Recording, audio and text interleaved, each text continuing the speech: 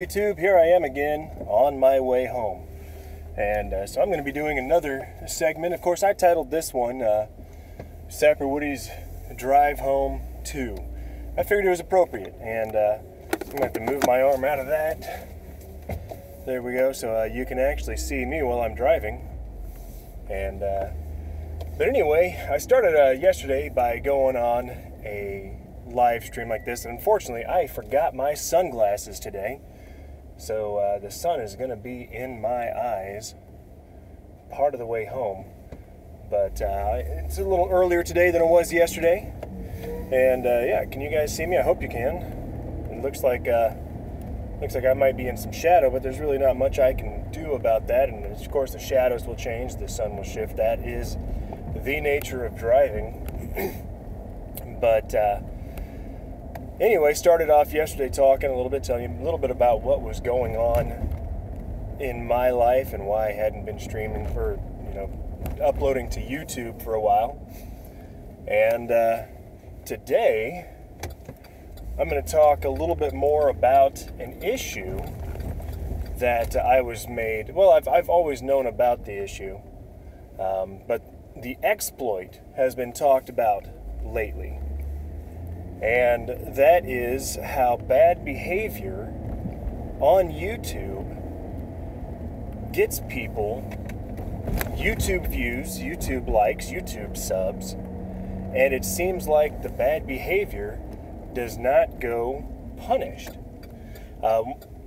There was a great video done by Matt Pat over at the Game Theorist channel, and I encourage you to check that out.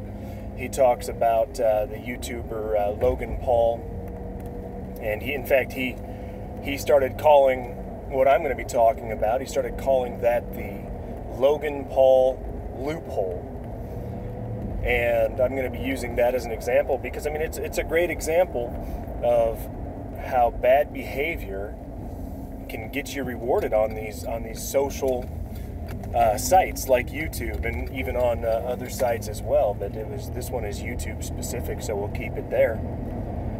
But the idea was, essentially what happened is, and I did not see the original video.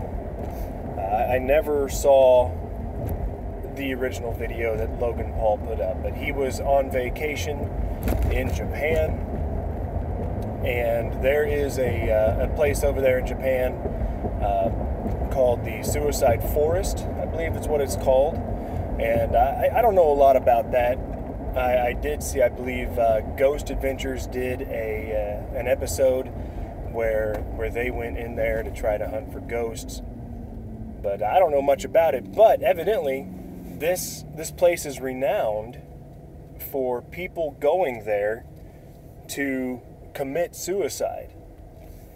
And so he started live streaming on YouTube from that forest, and evidently, again, I haven't seen the original video. There we go. I'll put my arm there so you guys can see me a little better. But I haven't seen the live video, or seen the video, because it was taken down about a week later. But evidently, while he was there, he actually saw the body of someone who had recently committed suicide. Now, he was live streaming on YouTube at this time, and I've heard a couple of different accounts. Again, I will restate, I have not seen the original video, but evidently he started mocking the Japanese people as a whole. He started making fun of the person who had committed suicide, something along those lines, maybe both, I don't know. But anyway, he was not being respectful at all. And what ended up happening is people were, of course, outraged by this. And it caused so much of a public outcry. Ooh, that's a red light now. No piggybacking that semi. But it caused so much of an outrage that major media outlets picked up on this story, and they embedded his video onto their websites. Places like CNN, ABC, Fox, they all reported on this video and the outcry that it was causing. this started a snowball effect because YouTube, their algorithm says when a video gets embedded in a major news site that it must be an important video. So YouTube saw that this video had been embedded at all these major news outlets and decided to start recommending this video to other people, which then of course increased the amount of people watching it. And with YouTube, it's a snowball. Once people start watching it and the numbers pick up, then the numbers increase exponentially from there. And so that, millions upon millions of views on this video. About a week later or so, as near as I can tell, Logan Paul ended up taking down the video.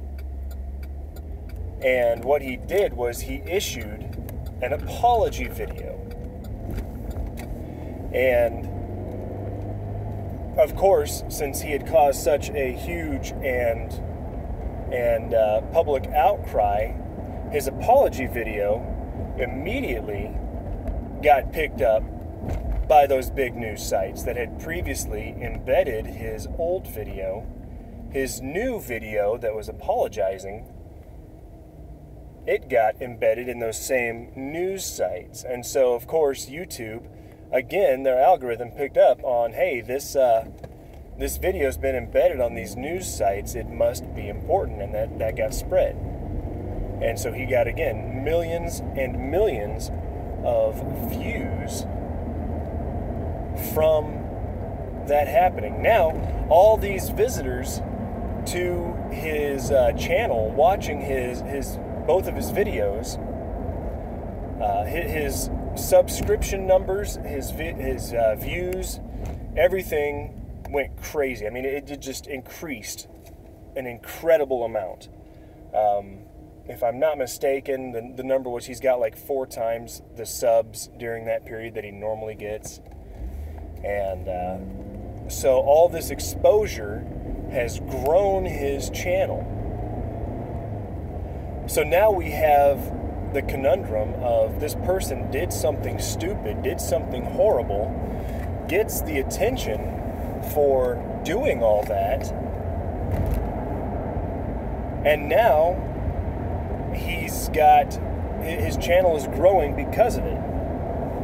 And the issue is YouTube can only do a couple of things. They can either close down his channel, which it doesn't look like they're going to do. They can demonetize all of his videos, which as far as I know, they have not done. Or they can simply say that video's gone, so we're going to drop it. Now that seems to be what YouTube has done. Said, well, the offending video is gone, so we are not going to do anything about it. And the issue with that is that he is making money off of this stupidity. And it's not just him. Now people have been causing controversy on YouTube, and Twitch is a great platform for that, to increase their viewer count. If 2 Twitch streamers get into a spat and they're talking about each other and stuff like that, it increases their viewer count. People love controversy. That's the human nature, and that's why you see all the news is always bad, because people want to hear bad things for some reason. It's just human nature to be drawn.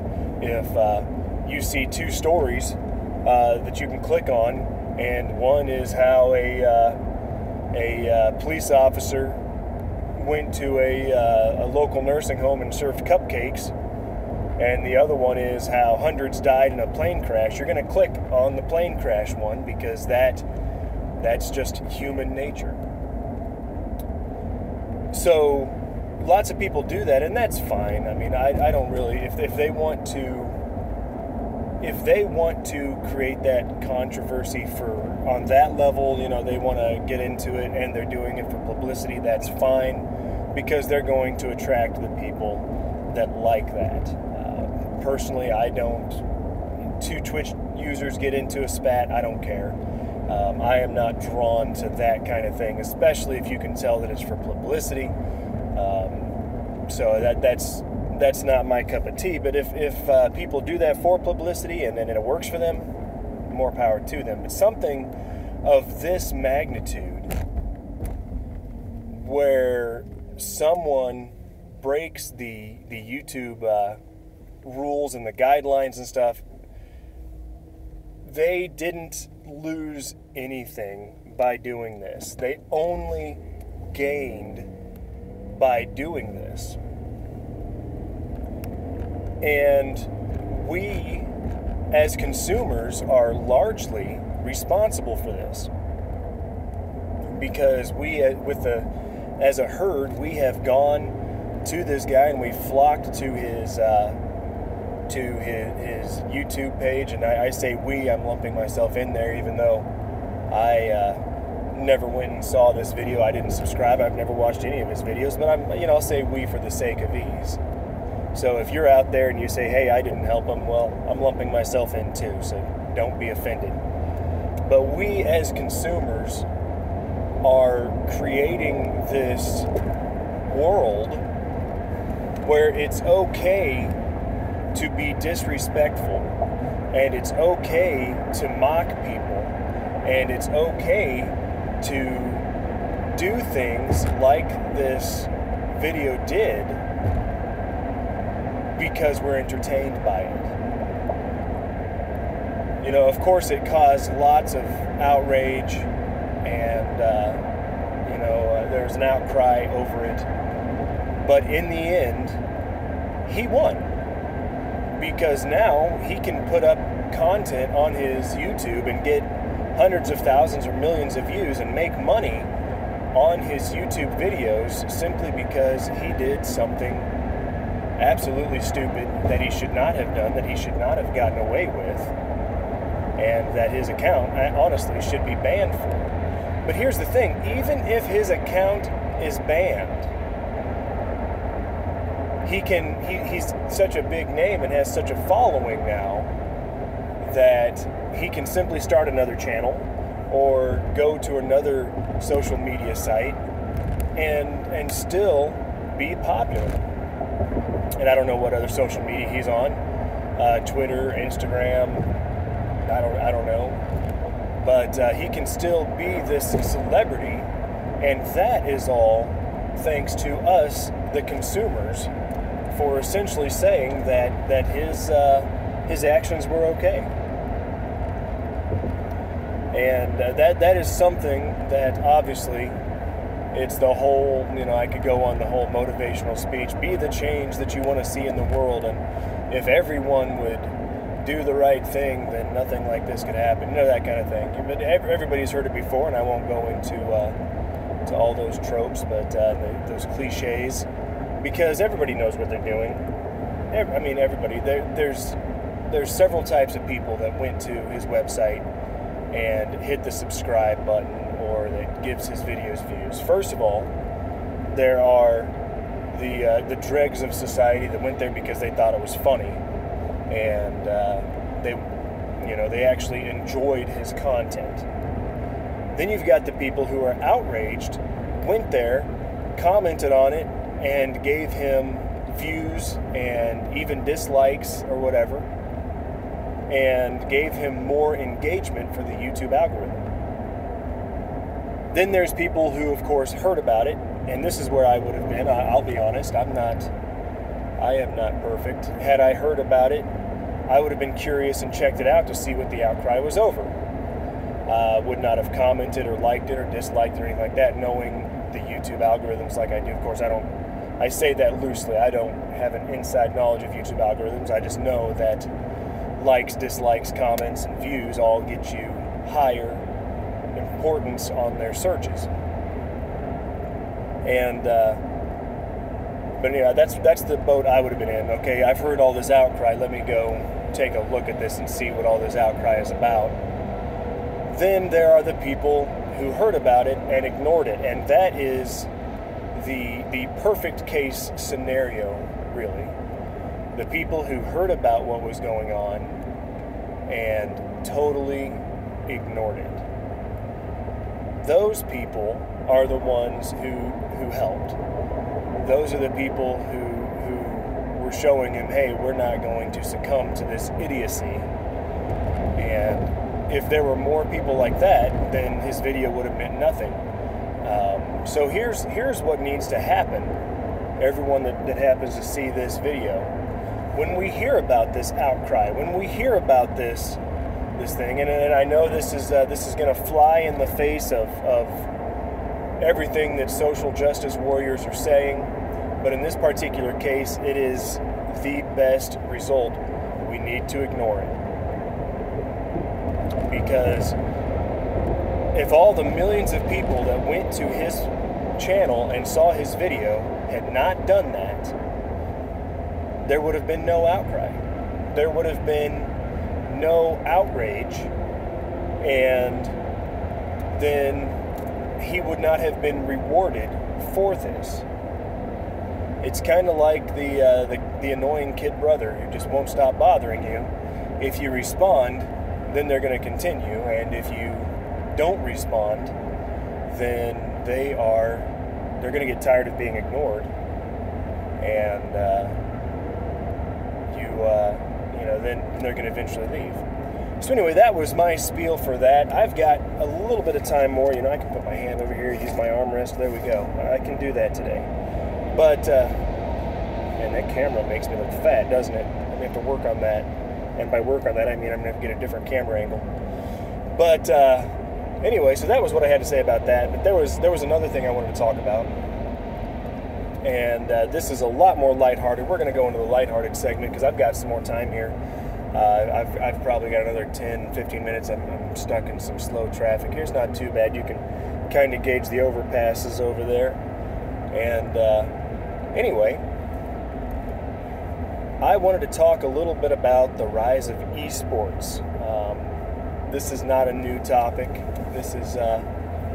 But it's something that I want to participate in myself. I love esports.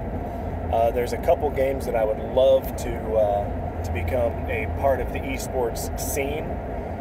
However, I have some realistic expectations here. I don't play these games enough to go pro. Not even close.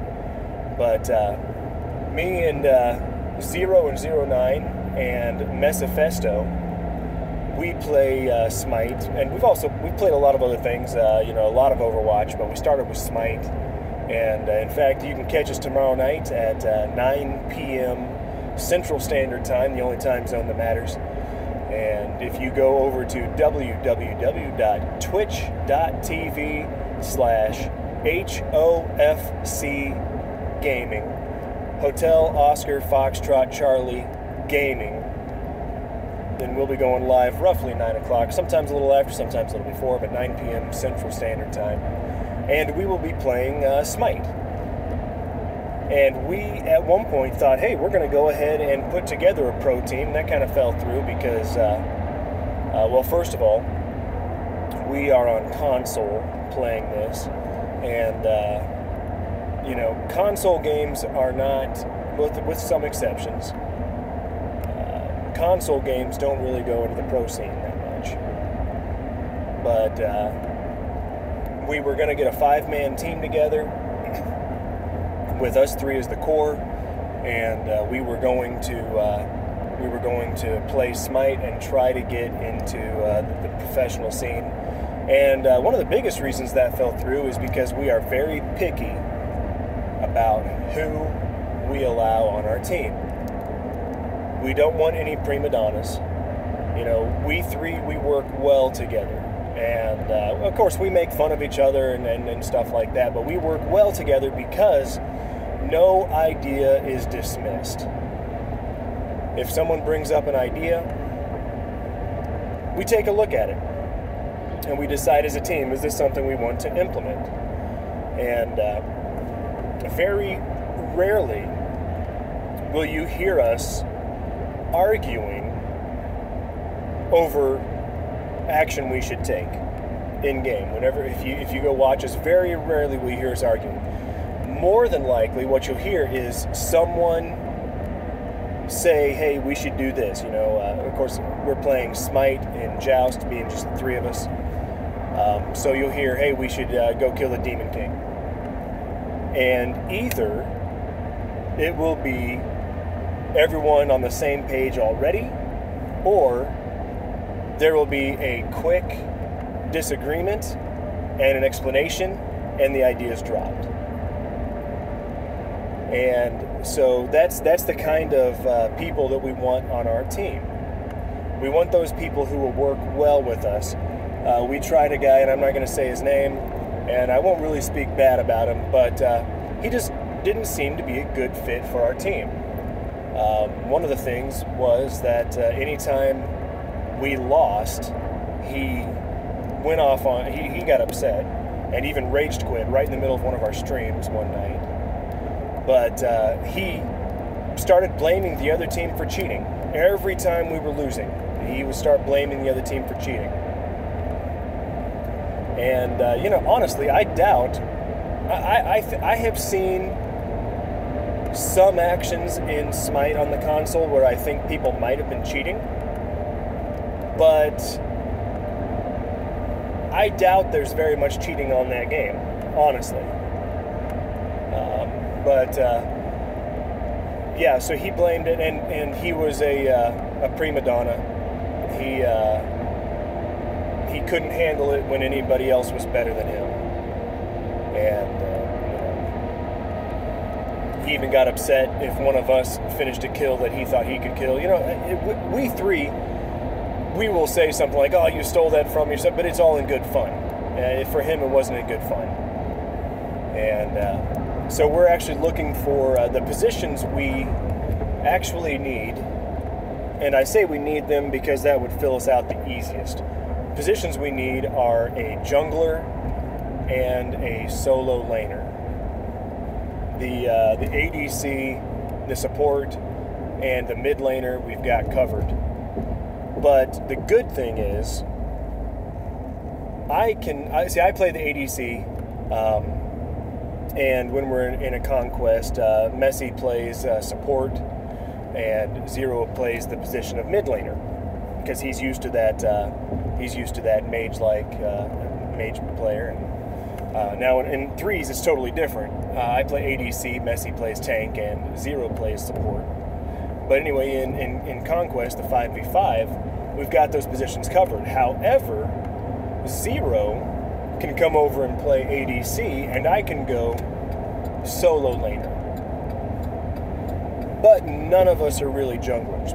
The guy that we ended up getting rid of, he was a jungler, and we ended up getting rid of him. So we need a jungler and either a mid laner or solo laner, which I can play mid laner as well. So I mean, really any, so we need any of those positions. So whatever's going to work out best. I cannot jungle, and I do not like playing Guardians. So I will admit that I can't jungle, and I could play Guardian, but I do not enjoy it. And I'm not going to play something I don't enjoy. Ironically, on Heroes of the Storm, that's pretty much all I play are tanks. So that's pretty funny and ironic in my mind. But so yeah, when we play Smite, so we're looking. So if anybody watching this wants to get in with us and play some Smite, hey, hit us up. You can look me up, of course, Sapper Woody on YouTube, Sapper Woody on pretty much everything. You can find me on Xbox Live. My handle is Sapper Woody, Sapper space Woody. And so yeah, feel free to hit me up and say, hey, I'd like to play Smite. The great thing about Smite is it's a free game. Anybody can play, but we do play on the Xbox. We don't play on the PC, and I don't even know if it's available for PlayStation or not. I don't have a PlayStation. I used to be one of those that had every console that was currently out, but I'm not that way anymore. I've got an Xbox One, and I've got me a PC. and that's all I've got. But yeah, go ahead and hit us up and let us know that you'd like to play with us, and we'll give it a shot. Talent does not matter to us, because that can be taught. Strategy does not matter to us. That can be taught. What matters is how well do you mesh with our personalities, and can you bring can you just mesh with us, and will you listen when told to do something on the field? That's the main thing. Again, anybody coming in though, and they become part of the team, their input is going to be valued. It really will be. Their input will be taken just like ours. Somebody will say, "Hey, this is what we should do." Okay, we'll think about it. Now, in the split-second decision, you're expected to just do what whoever's calling the shots, which is usually Messifesto or myself or a combination of us. Whoever's calling the shots, you do it. Then afterwards you say, hey, this is what we should have done, and we'll consider, be like, yeah, maybe that what should have been what we should have done, or no, probably call you an idiot, but only in good fun.